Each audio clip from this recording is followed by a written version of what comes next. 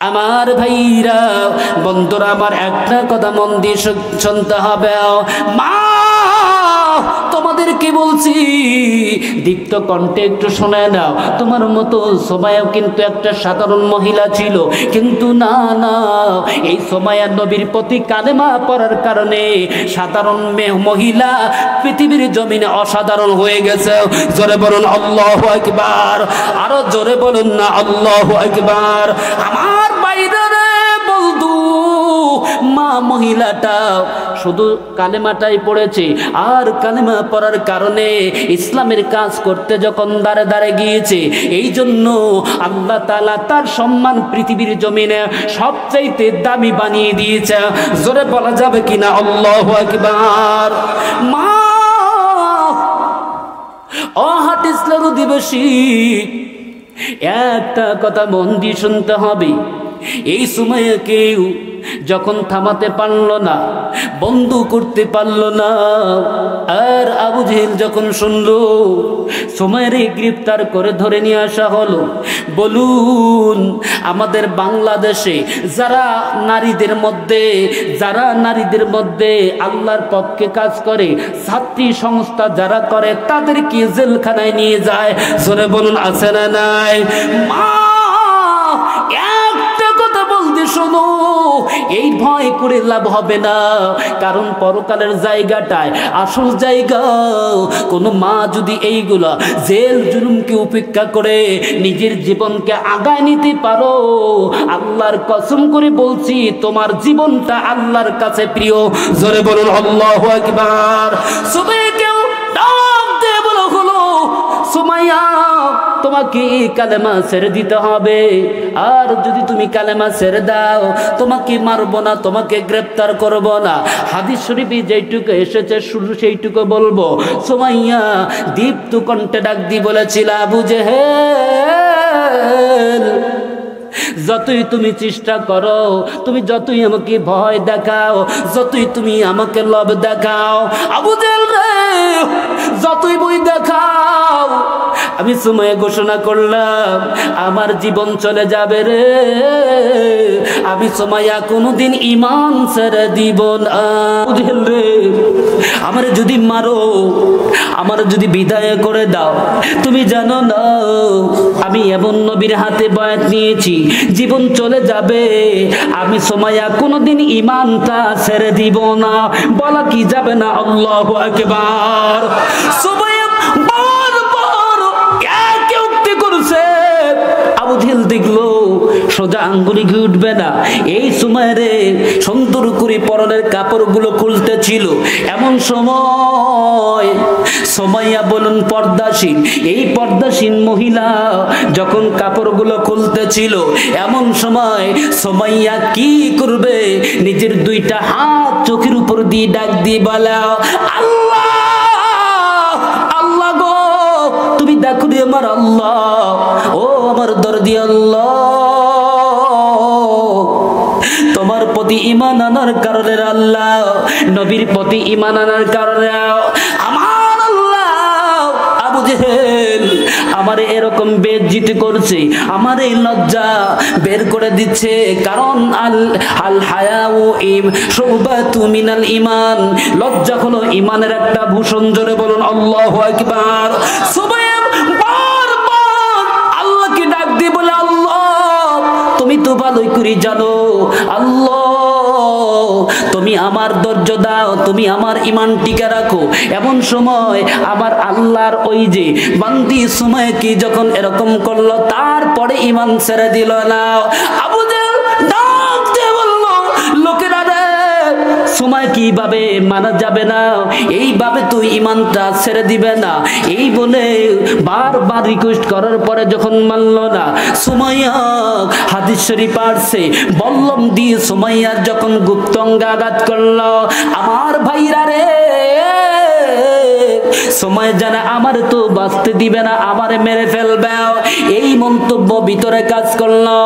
আর সুমাইয়া আল্লাহরে ডাক দিয়ে বলে, আল্লাহ আল্লাহ গো আমি জানি যেহেতু গুপ্তাঙ্গে এই আবু জেহেল তরবারি দিয়ে আঘাত করেছে, আমার বল্লম দিয়ে আঘাত করেছে, আল্লাহ না ভাই আল্লাহ আল্লাহ, আমি জানি আমার বাঁচতে দিবে না, কিন্তু তোমার কাছে দাবি রে আল্লাহ, আল্লাহ তুমি আমার এর কারণে আবু জেহেল বললাম দি আঘাত করে দুনিয়াতে বিদায় করছাও।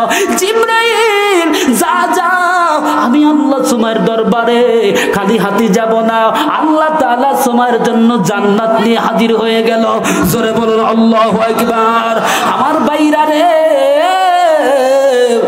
সুমাইয়া মুস্কি মুস্কি হাসতেছে, আর আবু জেহেল ডাক দি বলে দেখো লোকেরা, সুমাইয়া পাগলি হয়ে গেছে, সুমাইয়ার মাথা খারাপ হয়ে গেছে।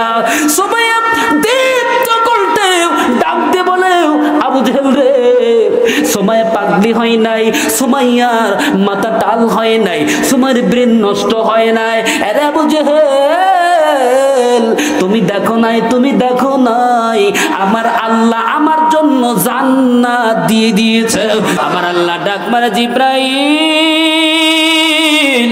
আমার বন্ধুর উম্মতদেরকে বলে দাও, আমার বন্ধুর উম্মতদেরকে খবর দিতে হবে যারা কাফের হবে, আল্লাযীনা আমানু যারা মুমিন হবে, ইউকাতিলুনা ফি সাবিলিল্লাহ তারা সব সময় আল্লাহর রাস্তায় সংগ্রাম করবে। সংগ্রাম অর্থ এরকম না অস্ত্র নিয়ে মাঝখানে মারামারি করা, এটার নাম সংগ্রাম না।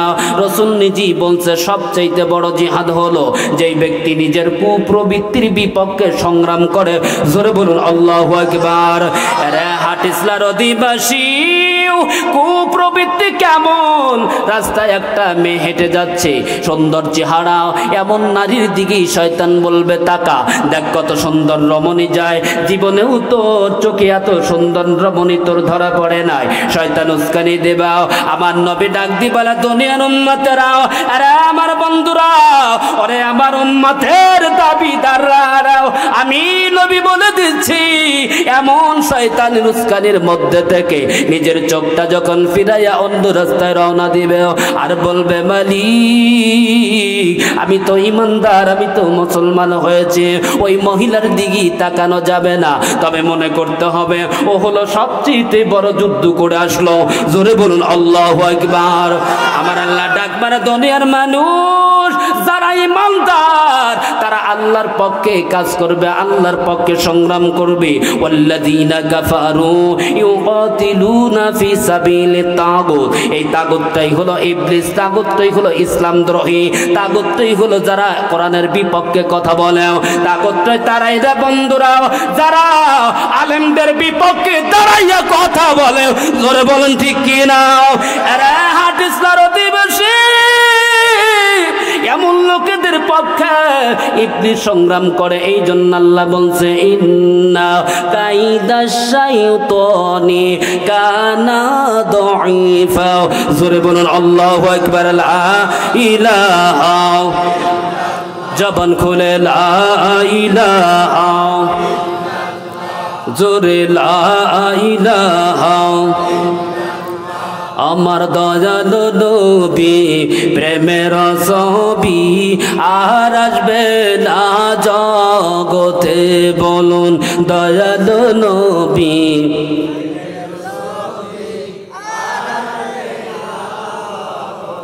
নবী হাসরের দিনে উম্মত বিনে, নবী হাসরের দিনে উম্মত বিনে যাবে না নবীজি বেহেশতে, আমার দয়ালু নবী।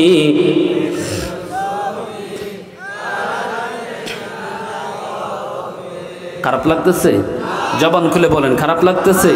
বাবাজি খেয়াল করবেন, তাহলে আমরা শয়তানের পক্ষে থাকবো? থাকবো কার পক্ষে? তাহলে শয়তান যেখানে কথা বলবে সে তার বিপক্ষে আমরা সংগ্রাম করব। এখন বলুন যারা বিড়ি খায় কোন পক্ষের লোক?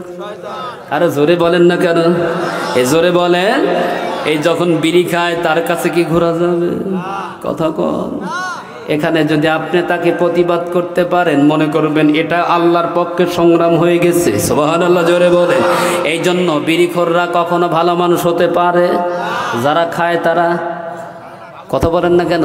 এখানে যারা বসে আছেন মনে হয় কেউ খায় না। কেউ খান আপনারা? হ্যাঁ, কিছু কিছু জায়গা আছে অনেক কথা বলে, কয় হুজুর ওই মসজিদের ইমাম সাহেব বিড়ি খায় আর অজু করে নামাজ পড়ে, এরকম বাংলার জমিনে আছে না নাই? এ ভাই আমি ওটা বলছি না, দুর্গন্ধ যেহেতু, একটা সাধারণ একটা উদাহরণ মনে রাখবেন, বিড়ি খাইলে সারা শরীরটা দুর্গন্ধ হয় কি হয় না? শুধু ওই পোশাক না, ওর আশেপাশে দিয়ে হাঁটলে বোঝা যায় বিড়ি খোরাইছে। পরশুদিনকে আসছে আমার কাছে এক লোক দাওয়াত দিতে, তা আমি আবার মাইন্ড নেন না, আমি বাড়ির মাহফিলগুলা নেই না, এবি জানে কুলয় না রে ভাই। এইখানে উনি এসেছে সুপারিশ করার জন্য, অর্থাৎ উনির ভায়া হিসেবে উনি আমাকে সুপারিশের জন্য আসছে। তে কাছে বসতে দিছি, বসার সারা মনে হলো যে টয়লেটের গন্ধর চাইতে ভালো আছে। কথা বলেন না কেন? হচ্ছে না এরকম? তাহলে ওই ব্যক্তি ঘরে ঢুকছে তাই আমি এত গন্ধ পেলাম, তাহলে এই ব্যক্তি ওই গন্ধ অবস্থায় নামাজ পড়লে কি নামাজ হবে? কথা বলেন না কেন? নামাজ হবে? সাধারণ যুক্তিতেই বোঝা যায় দুর্গন্ধ নিয়ে কখনো নামাজ হতে পারে। তাহলে বিড়ি খাবেন কে কে? হাত তোলেন। কে কে খাবেন না? একটু ভাই, ও ভাই তওবা করেন, তওবা করেন। যারা খান একটু হাত তুলে তওবা করেন, মালিক আর খাবো না। হাত তুলে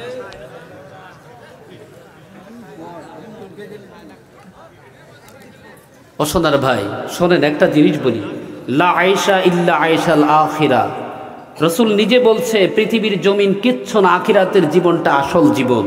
তাহলে আপনাকে এখানে 10 বছর, 20 বছর, 50 বছর, 60 বছর, 100 বছর নয় 150 বছর আপনাকে আয়ুষ্কাল দেওয়া হয়েছে। তারপরের জগতে যেটা যাবেন তার কোনো মরণ নাই, একেবারে স্থায়ী জীবন যেখানে যেতে হবে। বলুন তো, দুনিয়ার সুখ চান না পরকালে শান্তি চান? জোরে বলেন। তাহলে এইটুকুর কারণে এই শুধু সিগারেট বিড়ি এইটুকু পরিত্যাগ করবেন, এটাই সাহস পেলেন না? বাবাজি খেয়াল করেন, এই জন্য আমার আল্লাহ সুন্দর করে বলে, ইয়া আইয়ুহাল ইনসানু মা গররাকা বিরাব্বিকাল কারীম। আরো জোরে বলুন আল্লাহু আকবার। আমার আল্লাহ ডাক মারা দুনিয়ার মানুষ, আজকে আপনাদের সামনে উপস্থাপনা করে দাও, প্রমাণ করে দিলাম সাধারণ বিড়ি সিগারেটকে বন্ধ রাখার জন্য এইটুকু তওবা করতে পারলেন না। আমার মালিক দীপ্ত কণ্ঠে প্রশ্ন করে ডাক দিয়ে বলাও, রে দুনিয়ার মানুষ, তোদেরকে কোন জিনিসটা কোন প্রবাহিত হতে হয়ে তুমি ওই রবের কারিম এমন সম্মানী রবের ইবাদত থেকে পথ থেকে নিজেকে দূরে রাখছো? কেন তুমি এরকম করতেছো? এখন বলুন তো দেখি, ওই রবের ইবাদত থেকে আমরা দূরে আছি কি নাই? জোরে বলেন। এই জন্য আল্লাহ বলছে, মা গররাকা বিরাব্বিকাল কারীম, তোকে ওই সম্মানিত রব কি থেকে তোরে বিমুখ কে করে রেখেছে?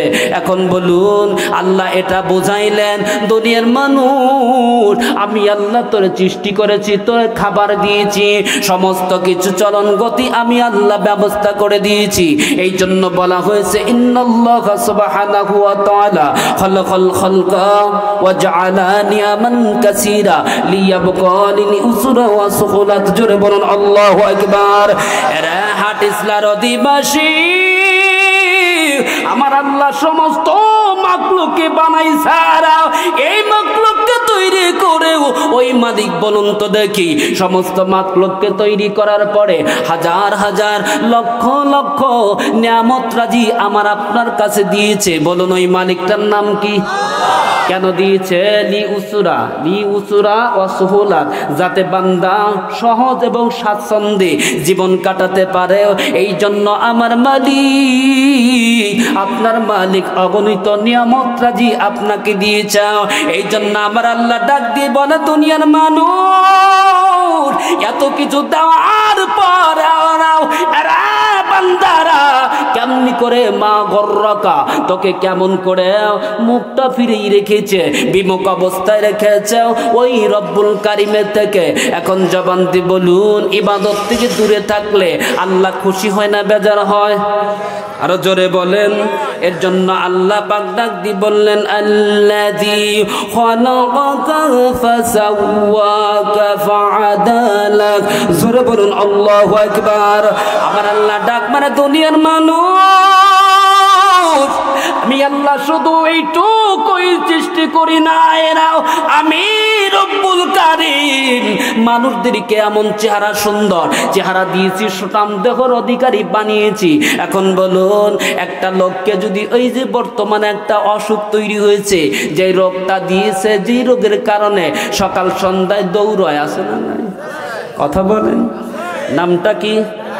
ডায়াবেটিস। কি দিয়েছে? এই রোগটা দেওয়ার কারণে দেখবেন সুঠাম দেহর অধিকারী লোকটা আস্তে আস্তে শুকাইতে থাকে। কথা বলেন, হাজারো চেষ্টা করলে শুকানো ব্যক্তিকে আপনি আর উন্নতি দিতে পারবেন না। কারণ আমার আল্লাহ এটা প্রমাণ করার জন্য, বুঝে দেওয়ার জন্য বান্দাদেরকে অসুখটা, এই রোগটা তৈরি করেছে। কেন? আমার আল্লাহ বোঝায় দেয়, আরে দুনিয়ার মানুষ, আমি তোমাকে সৃষ্টি করার পরে সমস্ত কিছু খাইতে দিয়েছি, খেয়েছ, সব কিছু করেছ, কিন্তু আমার নাজ নিয়ামতের শুকরিয়া জ্ঞাপন করো নাই। এখন আমি আল্লাহ তোমার এমন একটা জিনিস দিলাম, আর তোর কপাল থেকে খাওয়াটাও মাহরুম হয়ে যায়। খাওয়া কি হয়? ডাক্তার পরামর্শ দেয়, যদি আপনি এরকম করে খান আপনারা বাঁচানো যাবে। কথা বলেন, বাঁচানোর মালিক কে? আল্লাহ ছাড়া পৃথিবীর মানুষ কেউ বাঁচতে পারে? কথা বলতে হবে, পারে? এই জন্য আমার আল্লাহ সুন্দর করে ডাক দেয়, দুনিয়ার মানুষ, তোমাদেরকে আমি আল্লাহ বলে দিচ্ছি, এই পৃথিবীতে আমি আল্লাহ যত কিছু পাঠিয়ে দিয়েছি, এই পাঠানোর পিছনে বলুন তো দেখি আল্লাহর হিকমত আছে না নাই? আর জোরে বলেন। সেই হিকমত অনুযায়ী আমরা যদি চলতে থাকি, বলুন তো দেখি আল্লাহ খুশি হবে না বেজার হবে? আরো জোরে বলেন।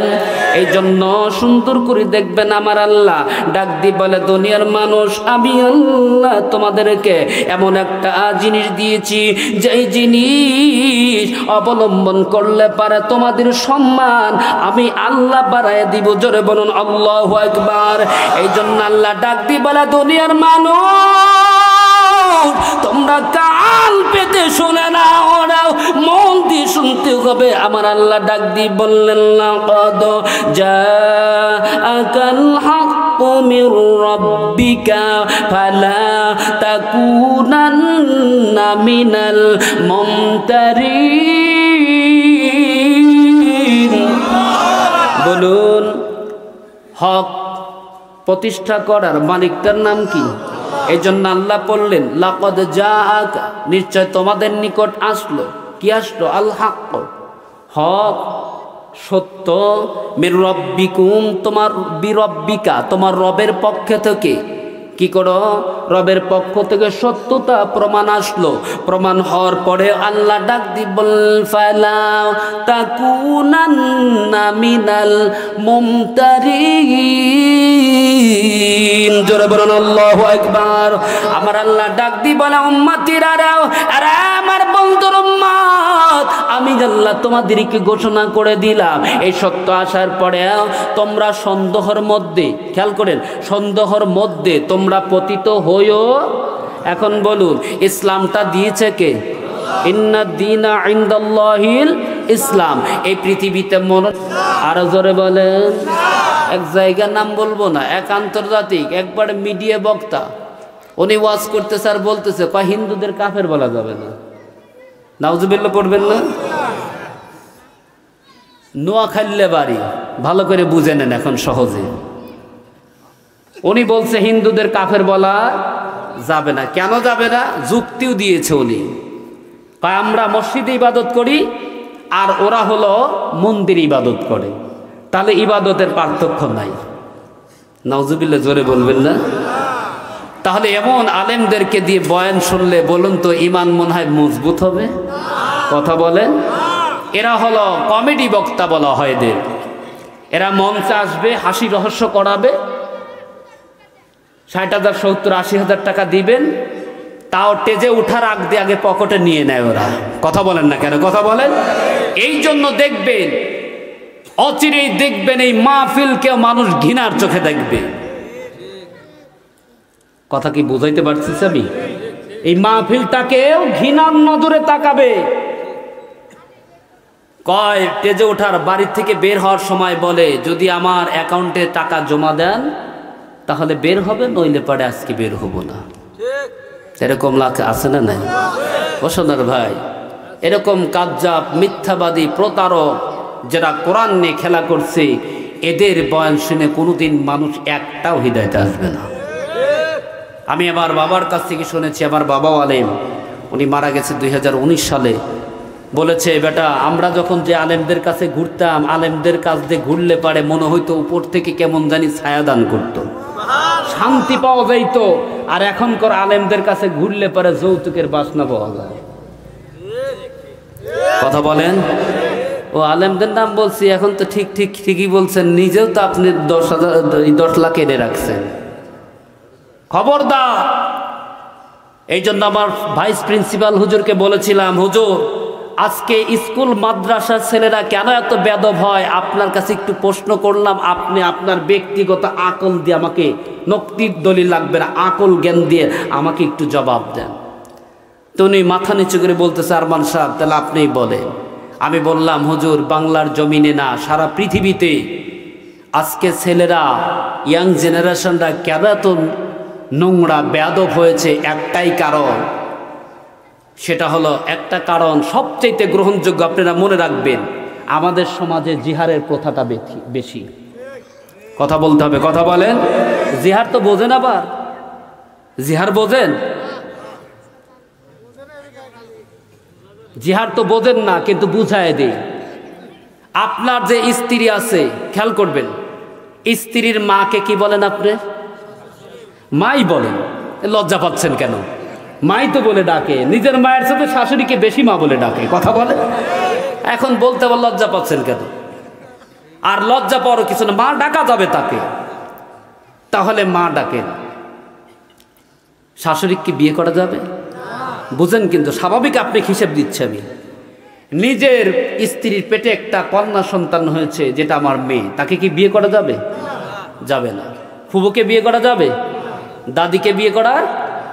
এরকম যতগুলো নিষিদ্ধ রমণী আছে যাদের বিবাহ করা হারাম, এমন রমণীকে যদি ওই রমণীর কোনো অঙ্গ, যে কোনো অঙ্গ, আপনার হাত বলেন, আপনার নাক বলেন, আপনার মুখ বলেন, আপনার কান বলেন, আপনার পা বলেন, আপনার যে কোনো অঙ্গ যদি আপনার স্ত্রীকে বলেন, তোমার এই অঙ্গটা আমার অমুকের মতো, বা তোমার এই অঙ্গটা আমার ফুপুর মুখের মতো দেখা যায়, তাহলে আপনার ওই স্ত্রী আর বৈধ থাকবে না, জিহার হয়ে যাবে। নাউজুবিল্লাহ পড়বেন না?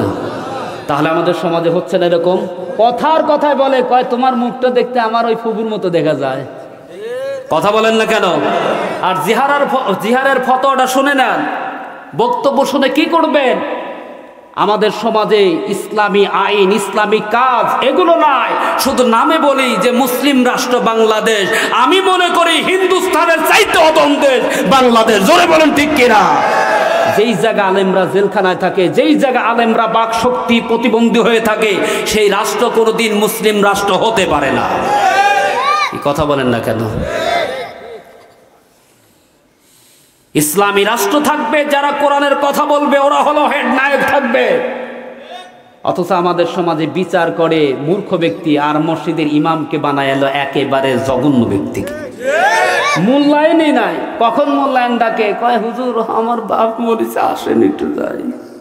ওরে কান্দা, এরে বাটপার, ওই কান্দায় কোনো লাভ নাই। মরার আগে তোর বাবাও ইমামকে মর্যাদা দেয় নাই। কথা বলেন। এর জন্য সাবধান হন। মসজিদের ইমাম হবে গ্রামের লিডার। মসজিদের ইমাম কি হবে? অথচ আমরা কিচ্ছু মানি না।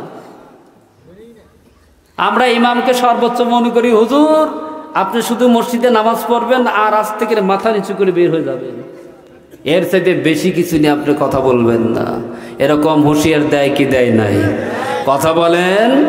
অনেক ইমাম ভাইরা রাগ করবেন না, মাইন্ডে নেবেন না। অনেক আছে কর্ম নাই, হয়তো আল্লাহ ইমামতি করা আছে তাকে একটা ওটাও একটা তার চাকরি না, ওটাও একটা চাকরি দিয়েছে, কিন্তু ওই বিচারাও ভাবে যদি কিছু বলি আমার ইমামতি গেলি তো আমার অবস্থা বেহাল। না রে ভাই, ইমামতি ভয় যাবে, এই ভয়ে হক কথা বন্ধ করলে তোমার পেটে যেইগুলো যাচ্ছে সব হারাম, আর তোমার সন্তান হবে টাটকা হারামজাদা। কথা বলেন না কেন? এই জন্য যারা জিহার করে, এই জিহার অবস্থায় কাফফারা হলো 3টা প্রকার। কয়টা? 3টা বিধান আছে। প্রথম নম্বর হলো ওই ব্যক্তিটা কি করতে পারবে? গোলাম আজাদ করতে হবে। আমার কথা কি খারাপ লাগতেছে আপনাদের? আমি ওয়াজ শোনাবো, কণ্ঠ শোনাবো রে ভাই, আমি জানি কণ্ঠ শুনতে আইছেন, কণ্ঠ শোনাবো ইনশাল্লাহ, কিন্তু বিষয়টা একটু খেয়াল করবেন। তাহলে কি? প্রথম হলো গোলাম আজাদ করতে হবে। আমাদের সমাজে গোলামের প্রথা নাই, তাহলে ও রাস্তাটা ক্লোজ। 2টা রাস্তা এখনো খোলা আছে। প্রথম নম্বর আমাদের রাস্তার প্রথমটা হলো ব্যক্তিটা 60 দিন রোজা রেখে দিতে হবে। কি রেখে দিতে হবে? 60টা রোজা। কয়টা রোজা? কথা বলেন, কয়টা রোজা? 60টা রোজা রাখতে হবে। কিন্তু 59টা পালন হয়ে গেছে, 60টা রোজা পালন করতে গিয়া ইফতারের আগ মুহূর্তে আপনার রোজাটা ভঙ্গ হয়ে গেছে, হয়তো বা বেহুশ হয়ে গেছেন, যে কোনো কারণবশত ওই রোজাটা বরবাদ হয়ে গেছে, বাতিল হয়ে গেছে, আবার পুনরায় আরও 60টা রোজা আবার পালন করতে হবে। কাফারা কঠিন না সহজ? এটা যদি আদায় করতে যদি কঠিন হয়, তাহলে ওই ব্যক্তি 60টা মিসকিনকে 2 বেলা পেট ভরে খাবার দিতে হবে। কয় বেলা? 2 বেলা। কোনো মিসকিন যদি খেয়ে যায় আর বলে আমি আজকে তৃপ্তি পাইলাম না, তাহলে আপনার কাফারার আদায় হলো না। তাহলে কাফারা আদায় করা বড় কঠিন। এই জন্য সোনার ভাইরা, কোনো দিন যেই নারীকে বিবাহ করা হারাম, এমন কোন রমণীর সঙ্গে স্ত্রীর কোনো কিছু তুলনা করা যাবে। আমরা যেন কেউ উচ্চারণ না করি ইনশাল্লাহ বলেন। আল্লাহ যেন তৌফিক দান করে, সকলে বলেন আমিন। বাবাজি খেয়াল করবেন, আমার আল্লাহ এই জন্য বলল, ওদেরকে বলা হলো হক আসার পরে তোমরা কি করো না, তোমরা কিন্তু সন্দেহের মধ্যে তুমি পতিত হও না। আল্লাহ রসুলকে জানিয়ে দিচ্ছে, জোরে বলুন আল্লাহু আকবার। এরপরে আল্লাহ ডাক দিয়ে বললেন ওয়ালা তাকুনান্না মিনাল্লাযীনা কাযযাবু বিআয়াতিল্লাহ। জোরে বলুন আল্লাহু আকবার। আমার আল্লাহ ডাক দিয়ে বলেন নবীজি,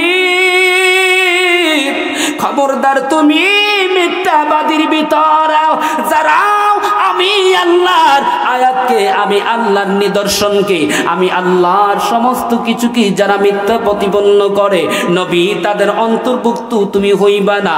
কারণ হলো আমার আল্লাহ ডাক দিয়ে বললেন ফাতাকুনা মিনাল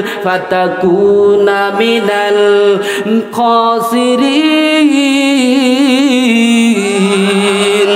আমার আল্লাহ ডাক মারা দুনিয়ার মানুষ, কেউ যদি মিথ্যা যারা প্রতিপন্ন করে এদের অন্তর্ভুক্ত যদি হও গো বন্ধু, ও আমার দোস্ত, যদি এটা হয়ে যাও তাহলে ক্ষতিগ্রস্তর মধ্যে পতিত হবে।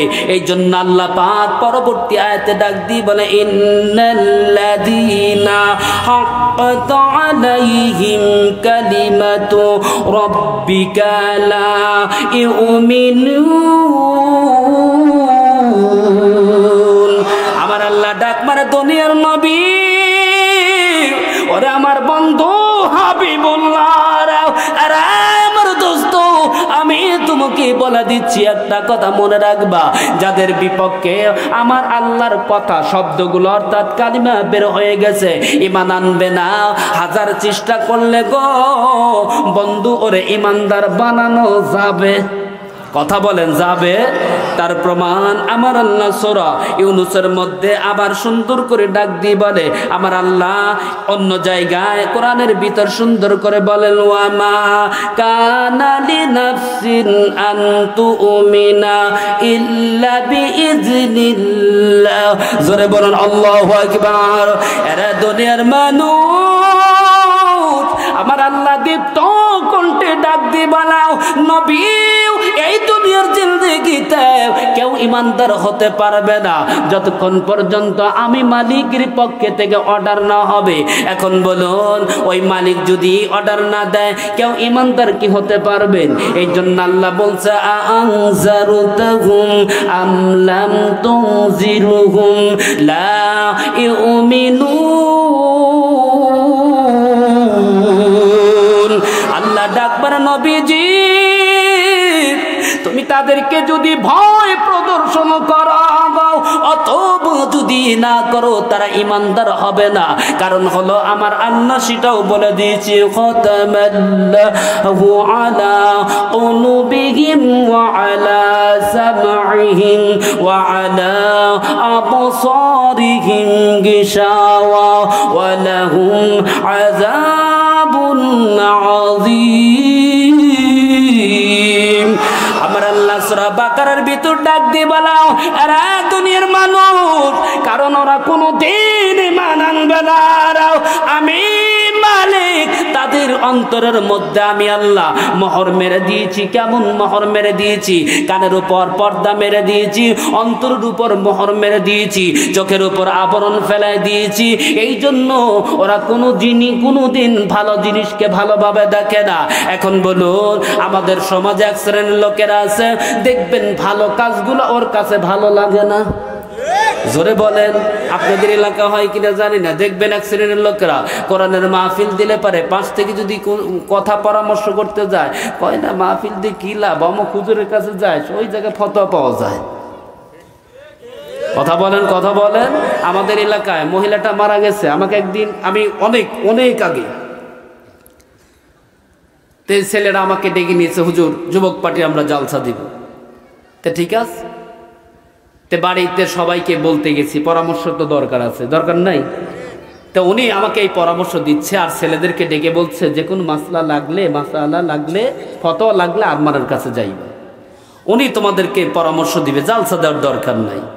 পাশ থেকে মহিলাটা আমাকে ডেকে নিয়ে দানি সম্পর্ক আমাকে বলতেছে, নাতি আয় ওই শয়তানের সাথে কথা কইস না। স্বামী স্ত্রী কি বলছে? কথা বলেন না কেন? এই পৃথিবীতে স্বামী স্ত্রীর মধ্যে চেনা পরিচয় অন্য জগতে কোনো মানুষের সাথে হয়?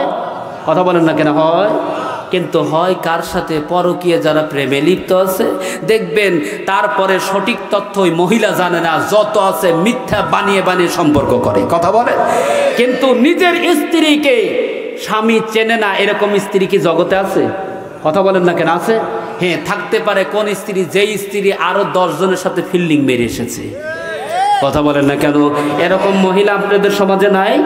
10 জায়গা ফিল্ডিং মেরে এসে বিয়েতে পিরিতি বসে কবুল পড়ছে, এখন স্বামীতে বাধ্য হয় থাকতে হয়। যদি স্বামী কিছু বলে, কয় বেশি মাছ থালি দেখাইস না, 5 লাখ নিয়ে আইছি। কিন্তু এরকম স্ত্রীরা আছে না? মাদেরকে বলি, মারে স্বামী হলো সবচাইতে মূল্যবান। তুমি গলায় যে হার পড়েছো, তার চাইতে ওই হার 1000 বার পড়লেও স্বামীর সম্মান হতে পারে না, স্বামীর মতো সমান হতে পারে না। রসুল বলছে, পৃথিবীতে কাউকে যদি সিজদা করার বিধান দেওয়া হতো, তাহলে স্ত্রীদেরকে তার স্বামীর পায়ে কদম মুছিকে সিজদা করার অনুমতি দেওয়া হতো। সুবহানাল্লাহ, জোরে বলবেন না? আবার পা ফাটার স্বামীরা আবার লাফায় উঠো না, সেই স্বামীর মতো স্বামী হওয়া লাগবে। পা ফাটায় নিয়ে আসবেন 1 ইঞ্চি, আর স্ত্রীকে বলবে তাড়াতাড়ি তেল মাখ। কিন্তু স্ত্রীর খবরও নিলেন না যে স্ত্রী, বিবিরে সারাদিন ছিলাম না, কেমন খাইছো কিনা, এ তথ্য নিলেন না। ওই স্ত্রী আপনার আঙুল দেখায় চলবে। কথা বলেন। আর মনে মনে কামনা করি এই সব বলে সে মরেও না। এ কথা বলেন না কেন? বাবাজি খেয়াল করবেন, ঈমানটা কি সহজ না কঠিন? জোরে বলেন। ঈমান আসে কার পক্ষ থেকে? আল্লাহ নিজেই বলছে, আমি আল্লাহর অনুমতি ছাড়া কেউ ঈমানদার হতে পারবে না। এখন বলুন, আবু জেহেলের সন্তান আবু জেহেল মুসলমান কি হয়েছে? সন্তান হয়েছে, কিন্তু আবু জেহেল কিন্তু মুসলমান হয়। কারণ হলো বারবার আল্লাহকে বলে, মালিক মক্কার তো ক্ষমতাবান ব্যক্তি ছাড়া ইসলাম কায়েম করা যাচ্ছে না, তাহলে একটু তুমি ব্যবস্থা করে দাও। কেতাবে আসছে দেখা যায় সুন্দর করে আমার আল্লাহ কাউকে কবুল করলেন না, কবুল করলেন ওমরকে। সুবহানাল্লাহ জোরে বলে। আমি ওমরের ঘটনা বলবো না, কিন্তু বদরের প্রান্তরে যখন আবু জেহেল দুনিয়া থেকে বিদায় হয়ে গেছে, এমন সময় ইকরিমা, খেয়াল করে নাম হলো ইকরিমা অথবা ইকরামা, দুইটা ব্যাখ্যা এসেছে। এই ব্যক্তিটার ভিতরে আরো জ্বালা শুরু হয়ে গেছে। কি শুরু? মুসলমানের বিপক্ষেও কেমন করে এইরকম করা যায়, এরকম কি করা যায়, মুসলমানদের কিভাবে ধ্বংস করা যায়, এই পায়তারা তার মধ্যে আরো আনচান ভাব তৈরি হয়ে গেছে। আরে হাটিসলার অধিবাসী, আপনারা জবান দিয়ে বলুন তো দেখি, নিজের বাবাকে কেউ যদি হত্যা করে, বলুন আগের চাইতে মিজাজটা খারাপ বেশি হবে কি কম হবে? জোরে বলেন। এই ইকরামার মধ্যে মিজাজ আরো কড়া হয়ে গেছে। নবীর সাহাবীদেরকে যেখানেই পায় সেখানেই অত্যাচার করে। অনেক লম্বা, কিন্তু লম্বা না, আমি শুধু উদাহরণটা দিচ্ছি। ঈমান কিভাবে আসে, আল্লাহ কিভাবে ঈমানদার বানায়। আমার আল্লাহ ডাক মারা দুনিয়ার মানুষ, আমি আল্লাহ নবীজির জীবনী থেকে আমার নবীর সাহাবীরা কেমনি করে মুসলমান হয়েছে, এগুলাও যদি আমরা অনুসন্ধান করে চলতাম, এখন বলুন তো দেখি আমাদের ঈমানি শক্তি বাড়তো না কমতো? জোরে বলেন, আরো জোরে। বাড়ত, কিন্তু আমরা চর্চা করি না, গবেষণা করি না। ইকরামা সুন্দর করে যখন মক্কা বিজয় হবে, বিজয় লগ্নে আমার নবী ঘোষণা করে দিয়ে বলল, রে আমার সাহাবীরা রে, বেশ কিছু ব্যক্তিদের নাম ধরে বলল, এদেরকে যেখানেই পাইবা সেখানে হত্যা করবা, মেরে ফেলবা। এমন সময় ওর মধ্যে নাম তালিকায় ইকরামাও ছিল। সুবহানাল্লাহ জোরে বলে। ইকরামাও ছিল।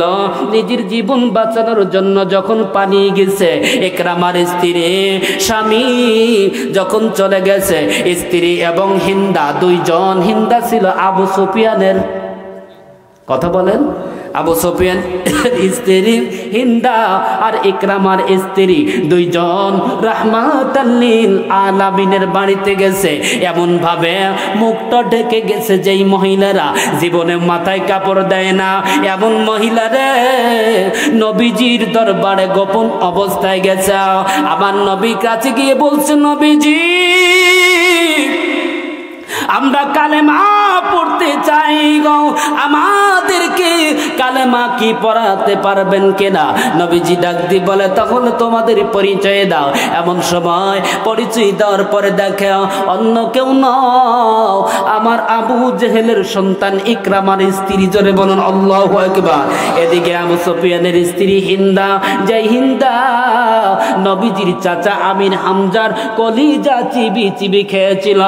এমন এই মহিলাটাকে দেখেও আমার নবী যতই কষ্ট পায়, ঈমান যেহেতু কবুল করতে ছাড়াও আমার নবীকে ওই দুইটা মহিলা ডাক দিয়ে বললেন, ইয়া রাসূলুল্লাহ, ইয়া হাবিবাল্লাহ, হুজুর কালেমা তো আমরা দুইজন পড়ব, কিন্তু আপনার কাছে আমি স্ত্রী হইয়া আমার স্বামীর অবাই চাই, যদি আমার স্বামীকে ফিরিয়ে নিয়ে আসতে পারি। এখন বলুন তো দেখি ইয়া রাসূলুল্লাহ, ইয়া হাবিবাল্লাহ, হুজুর আমার স্বামীকে আপনি মুক্তি দিবেন কিনা? আল্লাহু আকবার বলেন। আমার নবীজি রাহমাতাল লিল আলামিন ডাক দি বলে, ইকরামার স্ত্রী শোনো, তুমি কালেমা পড়ছো, আমি নবী ঘোষণা করলাম তাড়াতাড়ি যাও রে, ইকরামাকেও তুমি নিয়ে আসো। আমি নবী কথা দিলাম রে, ইকরামারে কেউ আর মারবে না। আল্লাহু আকবার বলেন। ইকরামাকে ডেকে নিয়ে আসতে গেছে, কিন্তু ইকরামার মধ্যে ভয় আছে না নাই? কথা বলেন। চোরের মন, কথা বলেন, চোরের মন। পুলিশ পুলিশ পুলিশ দেখলে দেখবেন চোরটা ভয় পায়, পায় না? কিন্তু আমাদের ডিজিটাল যুগে চোর ভয় পায় না, কয় চোর পুলিশ যতই ধরুক এই দরজা দিয়ে ঢুকবো, ওই দরজা দিয়ে বেরোবো। চোরদের বেরোনোর রাস্তা আছে, কিন্তু আলেমদের রাস্তা নাই। কথা বলেন। চোররা বের হয়, নষ্টা মহিলায় এই পাশ দিয়ে যায়, এই পাশ দিয়ে বের হয়। দেখেন তো বের হয় নাই, কথা বলেন না কেন বের হয় নাই? ওই যে কে নাম কি জানি মহিলাটার, পরিমণি, নাম কি? পরিমণি জেলখানায় গেল, মামুনুল হক জেলখানায় গেছে। পরিমণি বের হয়ে মুক্তি পেয়ে স্বাধীন বাংলার জমিনের স্বাধীনতা ঘোষণা করছে। আর মামুনুল হক জেলখানায় বসে বসে পৌঁছে তার অবস্থা বেহাতি করছে। কথা বলেন না কেন? তাহলে চোরের মার বড় গলা অথবা চোরের মন, পুলিশ পুলিশ এই কথা আর বাংলার যেমনে খাটবেও যতক্ষণ পর্যন্ত আল্লাহর মদদ যতক্ষণ পর্যন্ত না আসবে। রে হাটিসলার অধিবাসী একটা কথা বলতে শুনুন, যদি কোনো আলেম যদি অত্যাচারিত হয়, আপনার মনের মধ্যে যদি একবারও কষ্টের অনুভবটা যদি অনুভূতি না হতে থাকে, আল্লাহর কসম করে বলবো ওই ব্যক্তির ভিতরে ঈমানের ঝামেলা আছে, ঈমানের ঝামেলা আছে। কারণ হলো আলেমরা, এখানে আমি এসেছি আপনাদের কাছে কি চাইছি আমাকে ভোট দিবেন, আমি চেয়ার গদি ছাড়বো না? কথা বলেন। কোন আলেম কি নির্বাচন করতে আসে? ভোট চাইতে আসে? শুধু আলেমরা চায় সমাজটা যেন ইসলামমুখী হোক। কি হোক? ইসলামী আইন যেন দেশে বাস্তবায়ন হোক, কোরআনের বিধান প্রতিষ্ঠিত হোক, এটাই আলেম সমাজ চায়। জোরে বলুন কথা ঠিক কি না? এমন সময় ইকরামা ভয়ে তো এরকম বিভীষিকা, কিন্তু দেখা যায় স্ত্রী স্বামীকে ডাক দিয়ে বলে, স্বামী চিন্তা করো না, চিন্তা করো না, তোমারে নবী মারবে না। নবী এমন নবী আমরা আগে কখনো গবেষণা করি নাই। চলো যাই, স্বামী তাড়াতাড়ি আস্তে আস্তে করে স্বামীকে লইয়া নবীর দরবারে হাজির। আমার নবীকে ডাক দিয়ে বললাম, হুজুর আমার জীবনে বড় কষ্ট পেয়েছি গো হুজুর, ইয়া রাসূলুল্লাহ, ইয়া হাবিবাল্লাহ, বুঝি নাই, আমি কোনো কিছু গবেষণা করি নাই।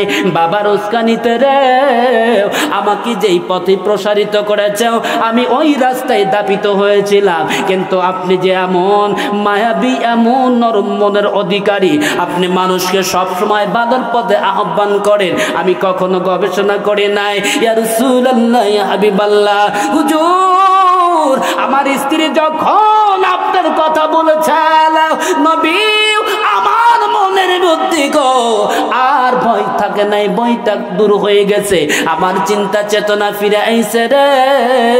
এই নবী কোনোদিন খারাপ মানুষ হতে পারে না। জোরে বলুন আল্লাহু আকবার, লা ইলাহা, জোরে লা ইলাহা, জোরে লা ইলাহা,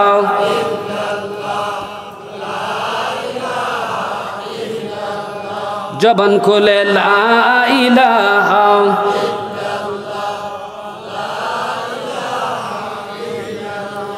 জোরে লা ইলাহা। বাবাজি খেয়াল করবেন, মন দিয়ে খেয়াল করবেন, তাহলে ইমানের মালিকটাকে আরো জোরে বলেন, মালিকটা। এত অত্যাচার করার পরেও ইকরামাকে নবীজি মানলেন না। ইসলাম এমন একটা ধর্ম যার মধ্যে প্রবেশ করলে সমস্ত জিনিস থেকে নিরাপত্তা দান করে আমার আল্লাহ। জোরে বলুন আল্লাহু আকবার। আমার নবীর কাছেই শুধু এই ব্যক্তি নয়, এসেছিলেন নবীর কাছে, ইয়া রাসূলুল্লাহ ওই ঘোষিত হয়ে গেছে, কিন্তু নবীজির দরবারে যখন কালেমাটা পড়ার জন্য আসলেন, নবী ডাক দিয়ে বললেন, অসিরে আমি নবী তোমার কাছে জানতে চাই, আমি জানতে পেরেছি তুমি নাকি আমার চাচা আমির হামজার বক্ত চিরিয়ারা, এই ভিতর থেকে কলিজা বের করে তুমি হিন্দারে দিয়েছিলা, আমার চাচার কানটা তুমি কেটে দিয়েছিলা, নাকটা কেটে দিয়েছিলা, বিশ্রী অবস্থা তুমি তৈরি করে দিয়েছিলা। এখন বলো তো দেখি তুমি কেন আমার কাছে এসেছো? অসি ডাক দি বলেছিল, ইয়া রাসূলুল্লাহ, হাবিবাল্লাহ, হুজুর আমার জীবনে যা কিছু করেছি গো নবী, আজকে কথা দিলাম গো আমার জীবন চলে যাবে, ইসলামের বিপক্ষে কাজ তো দূরের কথা। নবী গো, যারা ইসলামের বিপক্ষে কথা বলবে আমি ওয়াসির হাত থেকে তারা কোনোদিন রক্ষা পাবে না। জোরে বলুন আল্লাহু আকবার। নবী ওয়াসিকে কালেমা পড়ায় দিলেন, খেয়াল করবেন, নবী কালেমা পড়ায় দিলেন, কিন্তু ওয়াসি কালেমা পড়লেন, নবী ততটা সন্তুষ্ট হলো না। একটা কথা ডাক দিয়ে বললেন, ওয়াসি রে, আমার দরবারে যখন তুমি আসবা খবরদার আমি নবীর চোখের অন্তরাল হয়ে থাকবা, আমি নবীর চোখের সামনে তুমি কখনো বসবা না। ওয়াসি ডাক দিয়ে বলেছিল, হুজুর কেন এই কথাটা বলছেন গো? আমার নবী কান্দে আর ডাক দিয়ে বলতেছিল, ওয়াসিরা এমনি তো কান্দি না, এমনি তো কান্দি না, তুমি কি শুনতে চাও? আরে ওয়াসি, তুমি যে আমার চোখের সামনে যখন বসবা আমার ওই সময় আমার যে ভালোবাসার চাচাও আমির হামজার স্মৃতি আমার সামনে মনে পড়বে, আমার চোখের উপর ভেসে উঠবে, আমি নবী সহ্য করতে পারবো না। এমন সময় ওয়াসি ডাক দিয়ে বলেছিল, হুজুর আপনার হাতে হাত লাগাইয়া অঙ্গীকার করলাম গো, যেই অস্ত্র দিয়ে তরবারি দিয়া ইসলামের সবচাইতে উৎকৃষ্ট একটা ব্যক্তি, সবচাইতে সম্মানী একটা ব্যক্তিকে দুনিয়া থেকে বিদায় করেছি, আল্লাহর কসম করে বলছি ওগো নবী আজকে আপনার হাতে হাত লাগাইয়া অঙ্গীকারবদ্ধ করলাম এমন একটা এই তরবারি দিয়া ইসলামের সবচাইতে নিকৃষ্ট ব্যক্তির আমি হত্যা করব। জোরে বলুন আল্লাহু আকবার। এই জন্য ওই ব্যক্তিটা ইয়ারমুকের যুদ্ধে মুসাইলামাতুল কাজ্জাবকে দুনিয়া থেকে বিদায় করেছিল। জোরে বলুন আল্লাহু আকবার। ব্যাখ্যা হলো, ইকরামা যখন ইয়ারমুকের যুদ্ধ শুরু হয়, মনে রাখবেন, খেয়াল করবেন, আমি শুধু বোঝাচ্ছি ইসলাম কেমন করে মমিন হয়ে যায় আর মমিনরা ইসলামের জন্য কেমন ভূমিকা পালন করে আর আমরা ভূমিকা পালন করি। দেখবেন দাওয়াত দিলে দই না দিলে খালি দুর্নাম। অনুষ্ঠানে খাইতে গেছে একেবারে নিহায়াত গরিব, তারপরে দেখবেন খাওয়ার পরে খালি মুখ মুচার কারে দই দেয় নাই, খাবার ভালো হয়নি। কথা বলেন না কেন? শুকরিয়া জ্ঞাপন করবো কার? যাই খাবেন আমরা সকল ক্ষেত্রে কম খাইলে বেশি খাইলে শুকরিয়া করবো কার? অথচ দেখবেন ইকরামা কেমন ছিল ইয়ারমুকের যুদ্ধের ময়দানে, রোমান সাম্রাজ্য, খেয়াল করবেন, রোমান সম্রাট লক্ষাধিকের উপরে সৈন্য লইয়া তা আধুনিক অস্ত্রপাতি লইয়া তারা আসতেছে, আর এদিকে মুসলমানের পক্ষে মাত্র 33,000। জোরে বলেন কয় হাজার? 33,000। আর ওদিকে লক্ষাধিকের উপরে বর্তমান আধুনিক অস্ত্র লইয়া হাজির হচ্ছে। কিন্তু প্রথম দিকেই দেখা যায় ওরা এমনভাবে আক্রমণ করার কারণে অল্প সংখ্যক মুসলমান, যার কারণে মুসলমানদের পরাজিত হয়ে গেল। কিন্তু এই সাহাবী ইকরামাকে যখন বলেছিল, সাহাবীরা ডাক দিয়ে বলে, আরে ইকরামা আর সামনে বাড়ানো যাবে না, চলো যাই আমরা পিছে যাই। ইকরামা দীপ্ত কণ্ঠে ডাক দিয়ে বলেছিল, আরে নবীর সাহাবীরা একটা কথা আজকে তোদের বলে দিব, আমি ইকরামা এই জন্য ইসলাম কবুল করি নাই, আমি ইকরামা এই জন্য কালেমা কবুল করি নাই, আমি ইকরামা এমনিতেও কালেমা গ্রহণ করি নাই। আরে নবীর সাহাবী আজকে জীবন চলে যাবে রে, আমি পিছন দিয়ে বার থেকে বের হইব না। আল্লাহু আকবার জোরে বলেন। তাহলে তাদের কেমন আশা আকাঙ্ক্ষা ছিল, চেতনাবোধ কেমন ছিল?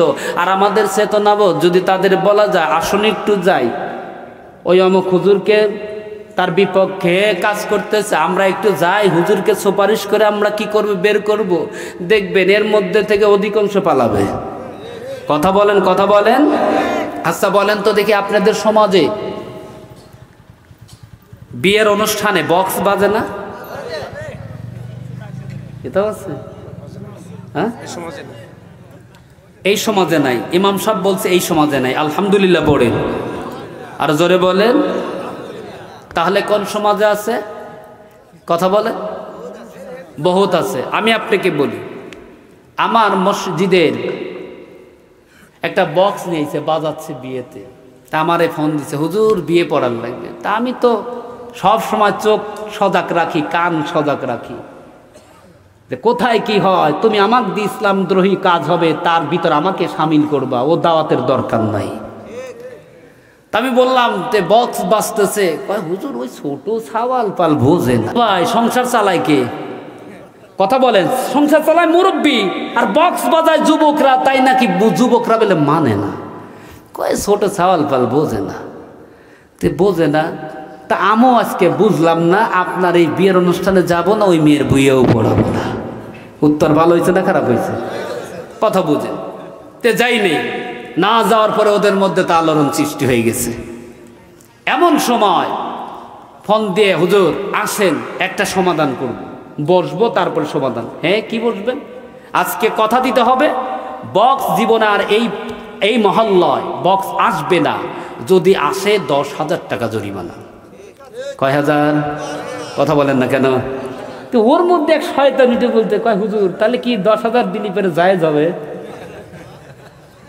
হুজুর 10,000 দিলে কি জায়েজ হবে?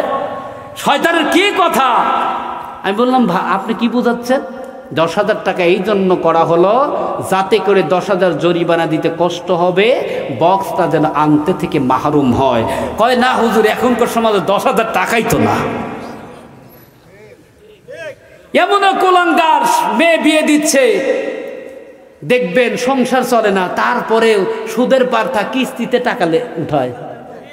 কয় শেষ মিয়া বিয়েটা অনুষ্ঠান করেই দেই। কথা বলেন না কেন? কথা বলেন।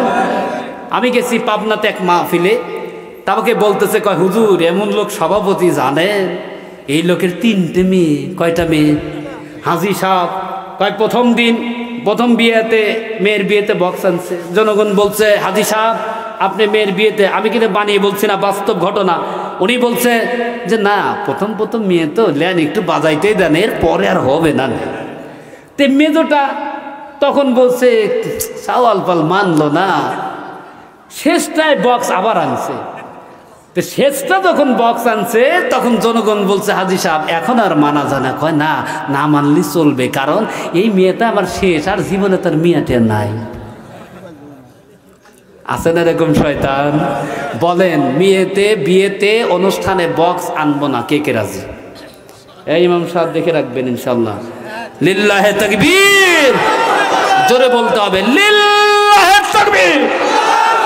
আল্লাহ কবুল করুন। কিছু লোক হাত জোরে টান মারে নাই, উঁচু করে নাই, কারণ ওর মধ্যে শয়তানও আছে ঝোল ধরে, যে খবরদার এই কথা বলা যাবে। আর একটা জিনিস বলি, আপনাদের এলাকায় খতনা নামে ব্যবসা হয় না?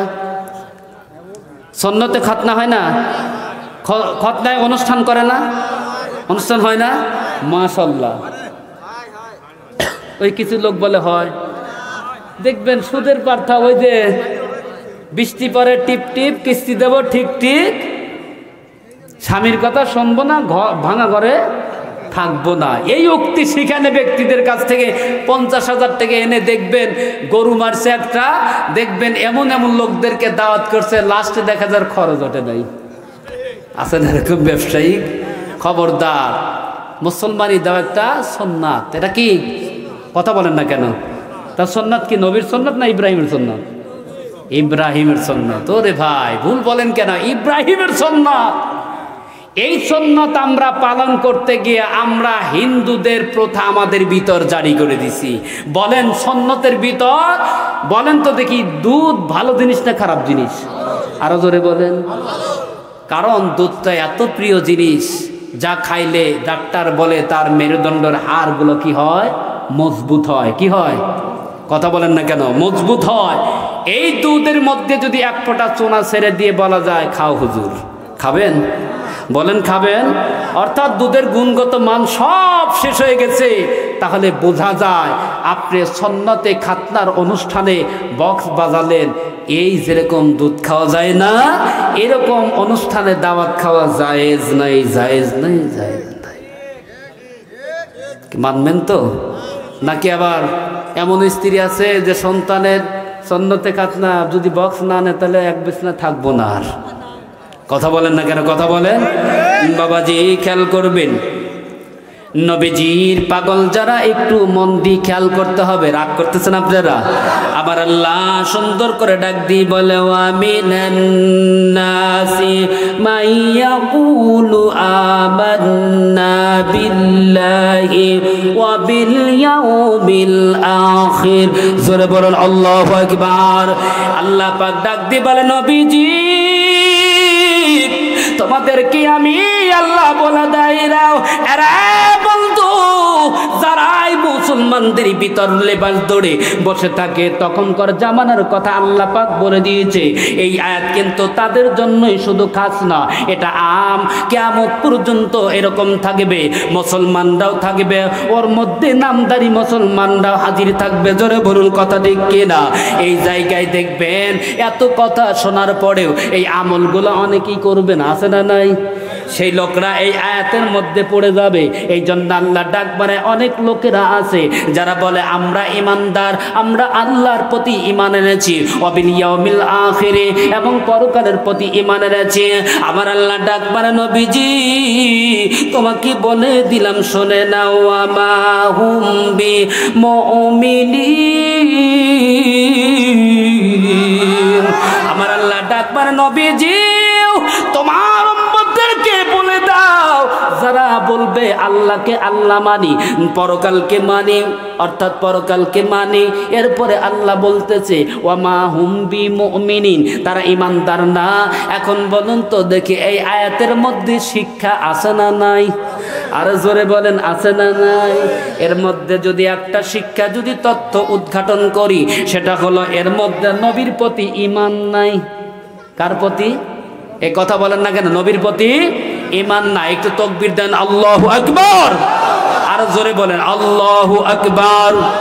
নবীর প্রতি ঈমান নাই, এই জন্য আল্লাহ বলে ওরা কিন্তু ঈমানদার না। ওরা হলো কেমন? আমার আল্লাহ সেটাও বলে ইউখাদিউনাল্লাহা ওয়াল্লাযীনা আমানু ওয়া মা ইয়াখদাউনা ইল্লা আনফুসাহুম ওয়া মা ইয়াশউরুন। জোরে বলুন আল্লাহু আকবার। আমার আল্লাহ ডাক দিয়ে বলে দুনিয়ার মানুষ ঈমান রূপ ধারণ করে আসারা ওরা মানুষদেরকে আল্লাহর সঙ্গে প্রতারণা করে, যারা আমার পক্ষে ঈমান যারা আনছে তাদের সঙ্গে প্রতারণা করে। কিন্তু আমার আল্লাহ ডাক দিয়ে বলে নবী গো ওদেরকে বলে দাও ওরা নিজেরাই প্রতারিত হচ্ছে। জোরে বলুন আল্লাহু আকবার। ওরা নিজেরা উপলব্ধি করতে পারে না। এখন বলুন তো দেখি বদর প্রান্তে আবু জেহেল যেই দিন মারা যায়, ছোট্ট বাচ্চাদের আঘাতে দুনিয়া থেকে বিদায় হয়। এই আবু জেহেল মনে করেছিল আমি যেই পথের উপর যাচ্ছিলাম এটাই বুঝি সঠিক পথ, কিন্তু ওই পথটা সঠিক ছিল? কথা বলেন ছিল? এই নির্বোধ শেষ মুহূর্ত সময় বলেছিল আমাকে যখন গলা কাটবা গলার এই সাইডটা একটু উঁচু করে নিচের দিক থেকে কাটবা, বডির দিক থেকে, যাতে করে গর্দানটা লম্বা থাকবে। মাথাটা যখন রাখা হবে সমস্ত লোকেরা তাকায় দেখবে আবু জেহেলের ক্ষমতা কত বড় ছিল। জোরে বলুন নির্বোধতার পরিচয় পাওয়া যায় কি যায় না? এই জন্য আল্লাহ ডাকবার নবীজি তোমার উম্মতদেরকে বলে দাও যারা মুসলমানদের সঙ্গে উপহাস করে, পরিহাস করে বা ঠাট্টা করে বেড়ায়, ওরা নিজেরাই ঠাট্টার মধ্যে জড়িত হবে। ওরা কিন্তু নিজেরা বুঝতে পারে না, উপলব্ধি করতে পারে না।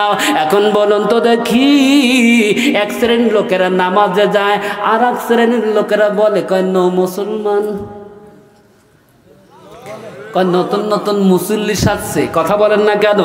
খবরদার এই কথা বললে বেজার হবে কেউ?